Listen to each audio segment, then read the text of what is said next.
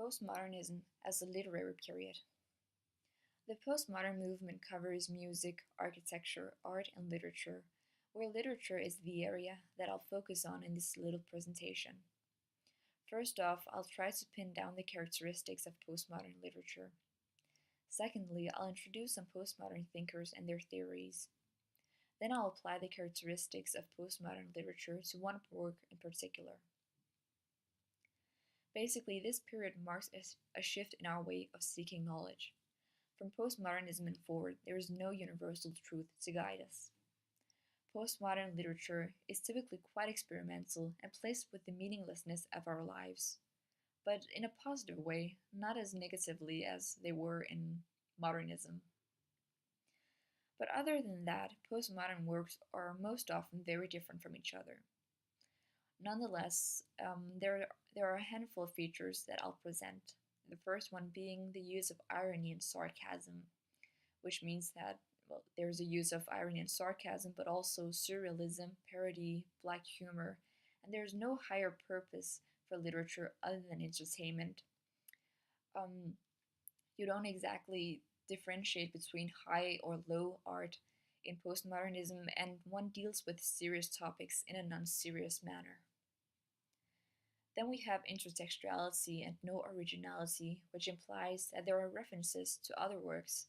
There is a mix of reality and fiction, a mix of other people's, or there's a mix of other works or genres that together create a new pastiche, which is different from parody because it doesn't exactly poke fun at what it's referring to. And finally, there is no attempt at originality, there are only copies, which is something a French thinker, Jean Baudrillard, also addresses and is something that I'll return to later. The next one is the mixing of genres, which is a bit similar to the creation of a new pastiche mentioned just a moment ago. But here you create new cross genres by parodying older styles. An example of this is the poem Kid by Simon Armitage from 1993, where Batman's sidekick Robin is planning some sort of comeback. There is a mix between comic books and poetry, and thereby Armitage introduces a new sort of cross genre, or at the very least breaks the old genre conventions. Also, there is an obvious use of intertextuality, since Armitage writes about Batman and Robin, well known comic book characters. Then there is metafiction. This is when the author writes about writing, or when the text directly addresses the reader, and thereby makes it obvious, or it doesn't hide the fact that it knows it's a text. Next is the fascination with pop and media culture, where the author uses movies, cartoons, music, and the like in the story, and thereby expresses a certain concern with the commercialization in society.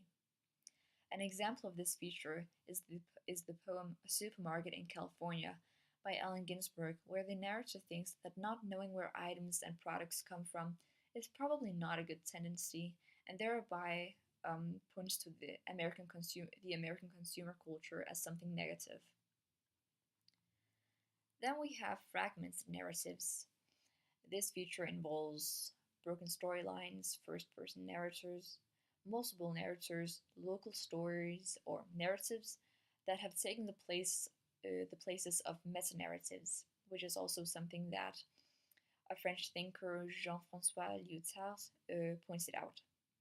And the fact that one feature alone can cover so many different characteristics really emphasizes the fact that postmodernism is very wide-ranging. Next is temporal distortion. This is when the author uses historical people out of context or mixes people who didn't live at the same time and thereby writes out of time. The last feature is the loss of authority, which is to say that there are no objective truths. There has been a fall of the authority of great narratives, mentioned a bit earlier. This is also something that Roland Barthes believed as he introduced the notion of death of the author, which basically means that the author no longer has patent on the one meaning of a piece of literature, since the meaning of literature is composed by the reader instead.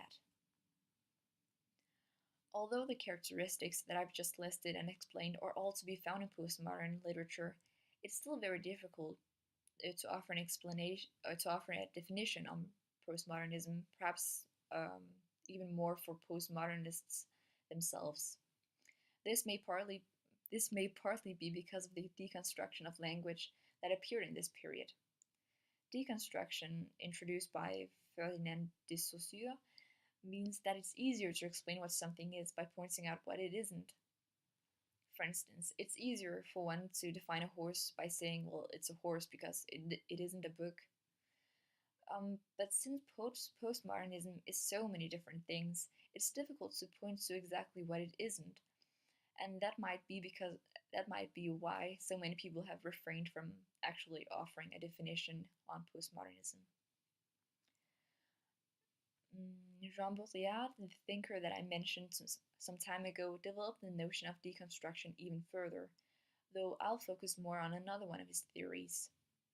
In this theory, he introduced two terms, simulacrum and simulacra, and he, his, he presents this theory of how society has become so dependent on all kinds of maps and models to guide us that we're no longer in contact with the reality beyond or before those maps and models, and therefore this theory deals with our dependency on mostly media. We no longer have any original knowledge or understanding of anything because all that we know is a copy of other people's knowledge, and their knowledge is a copy of other people's knowledge, and so on. According to Baudrillard, there's a slippage between real and fictional, and we experience many things, perhaps even most things, through the eye of the media, and they tend to tell us different things. So, all in all, our perception of reality becomes unoriginal, and we're caught in the web of hyperreality. An example of this is the short story Harrisonburger Run by Kurt Vonnegut from 1961, where everyone in society has become equal, or at least that's how they strive to keep perceiving it. Two characters, George and Hazel, watch television and they're so caught in this stimulated reality that's being transmitted that they're unable to properly respond to the death of their own son. This brings us to my last example of postmodern literature, the short story Some of Us Have Been Threatening Our Friend Colby by Donald Barthelme from 1973. From the very first and second sentences, the reader knows that this story is absurd, as it begins with, and I quote, "Some of us had been threatening our friend Colby for a long time because of the way he had been behaving, and now he'd gone too far, so we decided to hang him. What we have here is something called non sequitur, which means that it's illogical, it doesn't follow. Basically, the conclusion drawn to hang Colby doesn't follow the premise that he'd gone too far. Therefore, there is an obvious use of surrealism and absurdity. The way Colby's friends tackled the issue of his hanging is surreal to say the least, and at one point they were considering whether to hang Colby with rope or with wire, and the narrator tells the other friends that they shouldn't pick the wire because, and I quote, it would injure the tree. The absurdity in this example is the fact that their concern for protecting a tree overshines their concern for human life. In fact, the entire process of planning this hanging is very absurd, and it seems more like the planning of a wedding. They even pick out limousines, music, and cream-colored invitations. Besides this, the narration is also interesting. The narrator is also a friend of Colby's, and he comes across, just like any other person in the story, as surreal, which indicates that he's probably not reliable, and there is no objective truth to this hanging. There's no truthful side of the incident that the reader can be aware of. Irony is clearly, or absurdity and surrealism are the strongest features in this story, and Colby is at one point told to be reasonable, although everything in this story is deeply unreasonable, perhaps with the exception of their concern for arbitrary things like rain, music, and trees. This story is, in my opinion, extremely postmodern, mostly because of the use of irony, absurdity, and the absence of an objective truth.